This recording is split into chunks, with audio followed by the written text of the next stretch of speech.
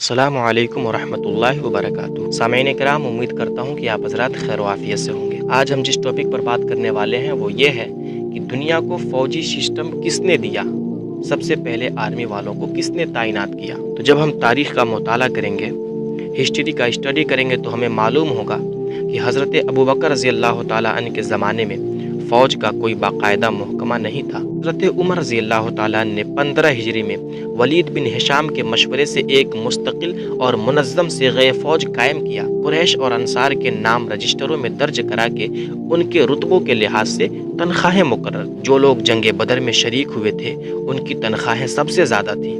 اس کے بعد مہاجرین، حبش اور مجاہدین کا نمبر تھا۔ کم سے کم تنخواہیں 100 اور زیادہ سے زیادہ 5000 درہم سالانہ مقرر ہوئی۔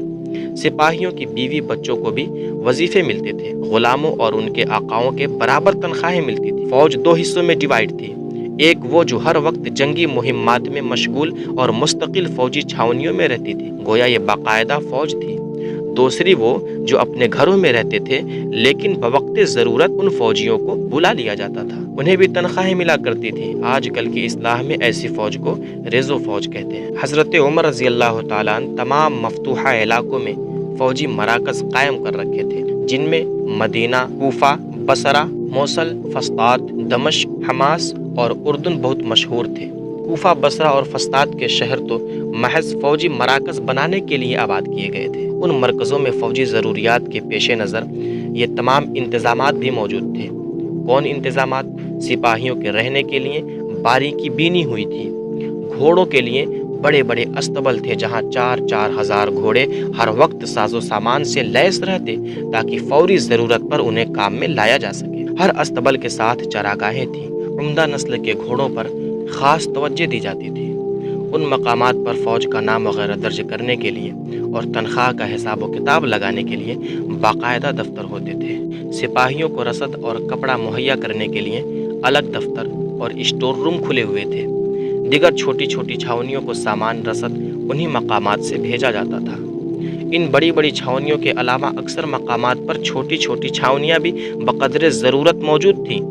خوزستان کے علاقے میں سب سے زیادہ چھاونیاں تھیں۔ سرحدی مقامات اور ساحلی علاقوں کی حفاظت کا انتظام ایک الگ دستے کے سپرد تھا۔ اس دستے نے حضرت عبداللہ بن قیس کی سرکردگی میں ضروری مقامات پر جگہ جگہ قلعہ تعمیر کرائے۔ شروع میں صرف قریش اور انصار ہی کو فوج میں داخل کیا جاتا تھا، مگر جلد ہی یہ پابندی حضرت عمر فاروق رضی اللہ تعالیٰ عنہ نے ختم کر دی اور فوج کے دروازے تمام مفتوحہ اقوام پر کھول دیے گئے۔ کہا جاتا ہے کہ اسلامی فوج میں کچھ سندھی سپاہی بھی موجود تھے جو پہلے شاہ ایران کے یہاں تھے اور بعد میں اسلام قبول کر کے اسلامی فوج میں داخل ہو گئے۔ سپاہیوں کی تنخواہ 200 سے 300 درہم سالانہ تھی اور افسروں کی 7000 سے 10000 تک۔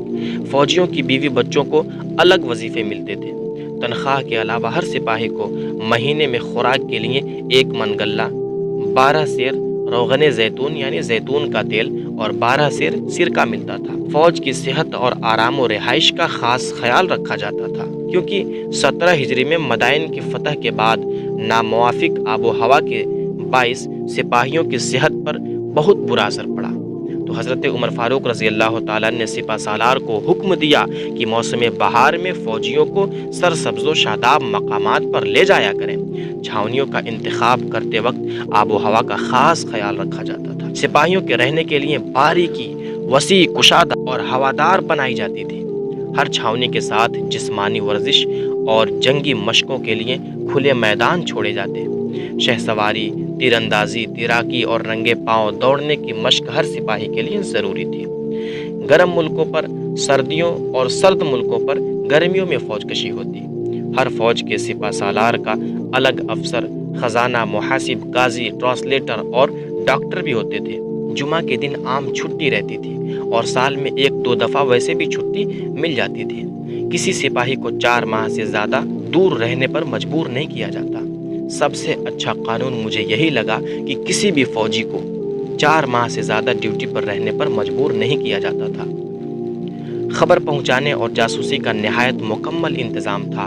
ہر فوج کے ساتھ پرچہ لکھنے والا، خط لکھنے والا جو ایک ایک بات کی خبر حضرت عمر رضی اللہ تعالیٰ عنہ کو پہنچاتے رہتے تھے۔